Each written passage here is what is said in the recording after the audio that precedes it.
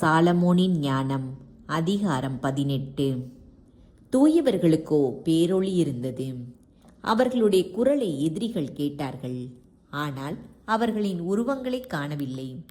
தங்களைப் போல துன்புறாததால் தூயவர்களை பேறு பெற்றோர் என்று கருதினார்கள். அப்பொழுதும் தூயவர்கள் அவர்களுக்கு தீமை எதுவும் செய்யாததால் எகிப்தியர்கள் நன்றியுணர்வு கொண்டிருந்தார்கள்.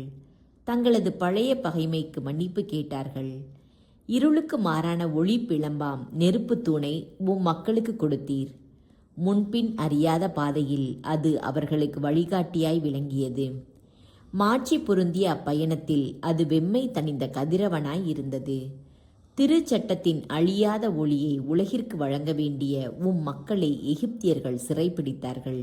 இவ்வாறு அடைத்து வைத்தவர்களே இருளில் அடைக்கப்பட வேண்டியது பொருத்தமே. தலைப்பேறுகளின் இறப்பும் இஸ்ரவேலரின் மீட்பும். எகிப்தியர்கள் தூயவர்களின் குழந்தைகளை கொள்ள திட்டமிட்டிருந்தார்கள். அப்பொழுது ஒரு குழந்தை மட்டும் சாவிலிருந்து காப்பாற்றப்பட்டது. எகிப்தியர்களை தண்டிப்பதற்காக அவர்களின் பெருந்தொகையான குழந்தைகளை மாய்ந்து விட்டீர். அவர்கள் அனைவரையும் பெரு வெள்ளத்தில் ஒரு சேர மூழ்கடித்தீர். தாங்கள் நம்பியிருந்த வாக்குறுதிகளை தெளிவாக அறிந்து அவற்றில் மகிழ்ந்திருக்கும்படி அந்த இரவு எங்கள் மூதாதையருக்கு முன்னறிவிக்கப்பட்டது. நீதிமான்களின் மீட்பையும் அவர்களுடைய பகைவர்களின் அழிவையும் மக்கள் எதிர்பார்த்து கொண்டிருந்தார்கள். எங்கள் பகைவர்களை நீர் தண்டித்த அந்த ஒரே செயலால் உம்மிடம் எங்களை அழைத்து பெருமைப்படுத்தினீர். நல்லவர்களின் தூய மக்கள் மறைவாக பழி செலுத்தினார்கள். நன்மைகளையும் இடர்களையும் ஒன்று போல பகிர்ந்து கொள்வார்கள் என்னும் இறை சட்டத்திற்கு அவர்கள் ஒருமித்து உடன்பட்டார்கள். மூதாதையர்களின் புகழ்பாக்களை அதே வேளையில் பாடிக்கொண்டிருந்தார்கள். ஆனால் பகைவர்கள் கதறி எழுத குரல்கள் எதிரொலித்தன. தங்கள் குழந்தைகளுக்காக எழும்பிய புலம்பல்கள் எங்கும் பரவின. அடிமையும் தலைவரும் ஒரே வகையில் தண்டிக்கப்பட்டார்கள். குடிமகனும் மன்னரும் ஒரே பாங்காய் துன்புற்றார்கள். எண்ணில் அடங்காதோர் ஒரே வகை சாவுக்கு உள்ளாகி எல்லாரும் ஒருமிக்க மடிந்து கிடந்தனர். உயிரோடு இருந்தவர்களால் அவர்களை புதைக்கவும் இயலவில்லை. அவர்களின் பெருமதிப்பிற்குரிய வழித்தோன்றல்கள் ஒரே நொடியில் மாண்டு போனார்கள். மந்திரவாதிகளுக்கு செவிசாய்த்து அவர்கள் எதையுமே நம்ப மறுத்துவிட்டாலும் தங்கள் தலைப்பேறுகள் கொல்லப்பட்ட போது இம்மக்கள் இறை மக்கள் என்பதை ஏற்றுக்கொண்டார்கள். எல்லாம் அமைதியில் ஆழ்ந்திருந்த போது நள்ளிரவு கடந்துவிட்ட வேளையில் எல்லாம் வல்லவும் சொல் விண்ணகத்திலுள்ள அரியணையை விட்டு எழுந்து அஞ்சா நெஞ்சம் கொண்ட போர் வீரனைப் போல் அழிவுக்கென குறிக்கப்பட்ட நாட்டின் மீது வந்து பாய்ந்தது. உமது தெளிவான கட்டளையாகிய கூரிய வாளை ஏந்திய வண்ணம் அது நின்று கொண்டு எல்லாவற்றையும் சாவினால் நிரப்பியது.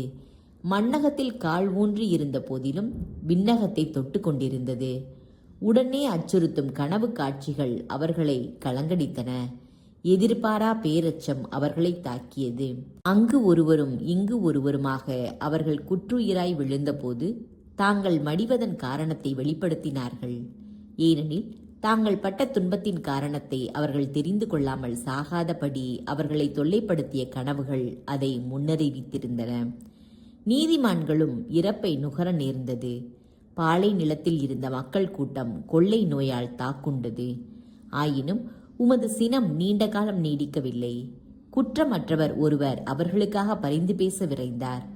திருப்பணி என்னும் தம் படைக்கலம் தாங்கியவராய் மன்றாட்டையும் பரிகாரத்திற்கான நறுமண புகையையும் ஏந்தியவராய் உமது சினத்தை எதிர்த்து நின்று அழிவை முடிவுற செய்தார்.